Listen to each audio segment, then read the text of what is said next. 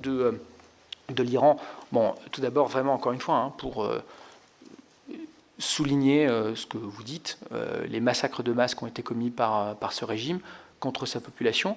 Et je voudrais dire que la France n'a pas attendu, d'ailleurs, cette dernière séquence atroce pour dénoncer le régime et pour apporter son soutien aux manifestants. Rappelez-vous le mouvement Femmes, Vie, Liberté, et les dirigeants, d'ailleurs, les représentants de la société civile, de l'opposition, qui avaient été reçus par le président de la République, par la diplomatie française et appuyés.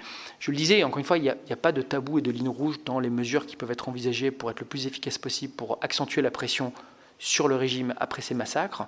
Il y a déjà aujourd'hui, sur la question des gardiens de la Révolution, qui est un débat parfaitement légitime et important à avoir, mais sur lequel il faut vraiment aller dans le détail, il y a déjà en fait beaucoup d'entités, beaucoup d'individus des gardiens de la Révolution qui sont de fait aujourd'hui couverts par différents régimes de sanctions qui sont plutôt des sanctions sur le plan nucléaire ou des sanctions liées à la guerre d'agression de la Russie contre l'Ukraine dans les différents régimes.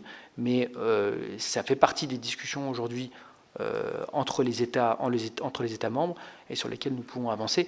Bien sûr, il y a aussi des sensibilités. Vous savez que nous avons des ressortissants aujourd'hui toujours qui sont sur le sol iranien. Donc c'est des sujets dont on parle publiquement avec... pardon ? Ah, excusez-moi.